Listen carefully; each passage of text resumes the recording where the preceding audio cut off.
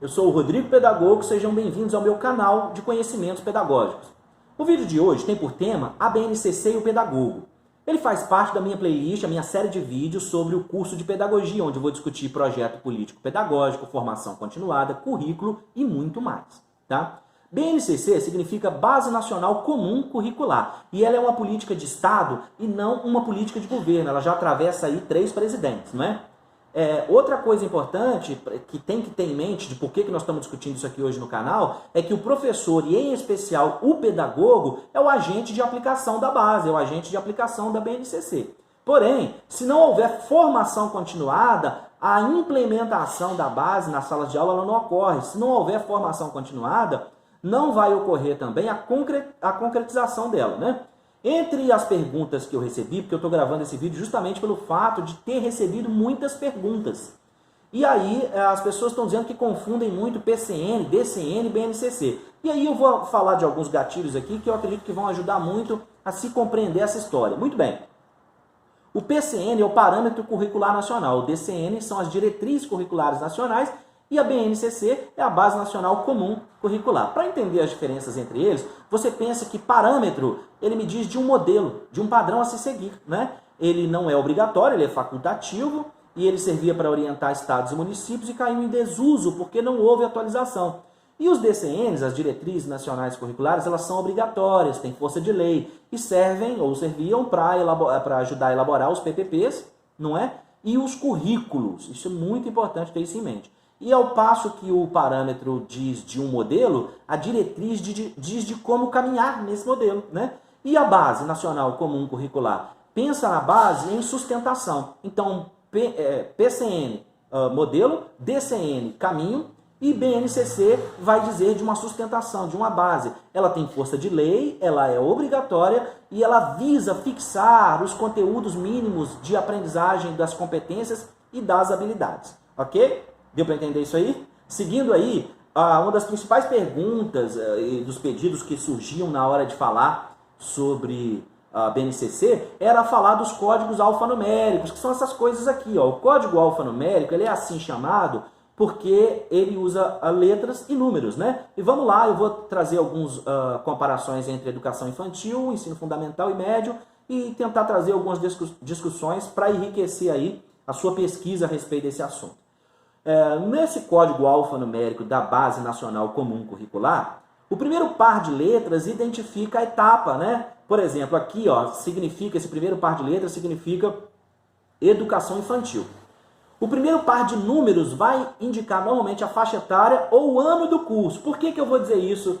Geralmente vai indicar. Porque quando se fala na educação infantil, não é igual no ensino médio e no ensino fundamental, que se fala em componentes curriculares. Aqui se fala em campos de experiência. E esse 02 aqui, ó, ele vai indicar justamente as crianças de 1 ano e 7 meses a 3 anos e 11 meses. Então, na educação infantil, quando a sigla, o primeiro par de letras aqui for EI, que é educação infantil, aqui não vai falar em campos, componentes curriculares, mas em campos de experiência, né? E o TS? O TS vai dizer de traçados, traços, sons, né? Vai dizer dessas coisas, essa sigla aqui.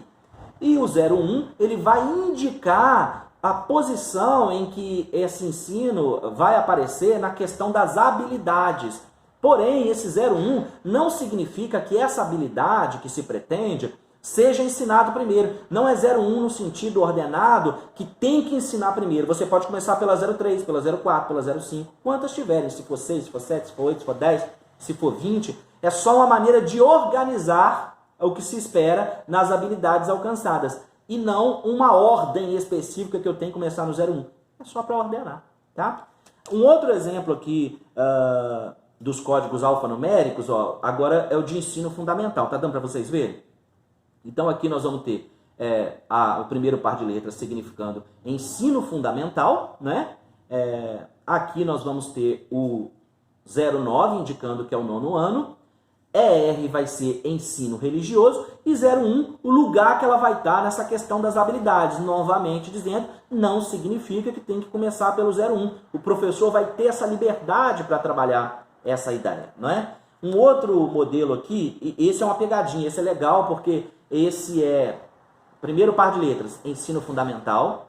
Primeiro par de números, 6 e 7, 67. Uai, 67 é porque aqui vai significar que é uma matéria que atravessa tanto o sexto como o sétimo ano. Se fosse uma discussão na língua portuguesa ou na educação física, como é o caso aqui da educação física, que perpassa o sexto ano e o nono ano, fosse 69, ia indicar algo da educação física que acontece no sexto e no nono ano. Então, o primeiro par de letras está indicando o ensino fundamental, o primeiro par de números está indicando o ano, que é sexto ano e sétimo ano, o segundo par de letras está identificando a matéria, aquilo que a gente chama de disciplina, né, que é a educação física, e o número final aqui está indicando a posição em que ela vai aparecer nas habilidades pretendidas. Tá? Nas habilidades pretendidas.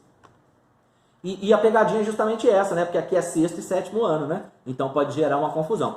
E um último exemplo aqui, sobre os códigos alfanuméricos, seriam o ensino médio, né? Porque aí você pode ver que aumenta o número aqui, né? Então são o ensino médio, o ano, as linguagens e suas tecnologias, e o último está identificando de modo específico aquela matéria no currículo, né? No caso aqui, nós estamos preocupados mais com a educação infantil e com o ensino fundamental, né? E aí você pode estar se perguntando aí o seguinte: e quando não tiver o código na base, como é que eu vou fazer? Quando você se faz essa pergunta e no planejamento da sua aula isso ocorrer, significa que você atingiu o objetivo e que você entendeu a base. Porque os códigos que estão aí, alfanuméricos, são daquele conteúdo mínimo que se pretende fixar para se chegar às aprendizagens das competências e das habilidades. Tudo aquilo que você, professor, for discutir, for preparar na sua aula, que não consta nos códigos alfanuméricos da BNCC, da Base Nacional Comum Curricular, você vai escrever base diversificada, que vai ser justamente aquele conteúdo para além do mínimo que você vai discutir. E isso que é muito importante que professores, pedagogos, pedagogas compreendam, né? A base diversificada vai ser justamente aquele assunto para que você vá além, porque o conteúdo mínimo da base é aquele conteúdo chamado universal para se estudar nesse Brasilzão de dimensões continentais. A base diversificada vai ser justamente o assunto por onde você vai entrar discutindo essas questões. Bom, esse é o meu primeiro vídeo sobre a BNCC e o pedagogo, a BNCC e a pedagogia. Espero estar contribuindo para a sua ajuda aí, para a sua formação. Eu sou o Rodrigo Pedagogo. Um forte abraço. Até o próximo vídeo. Valeu!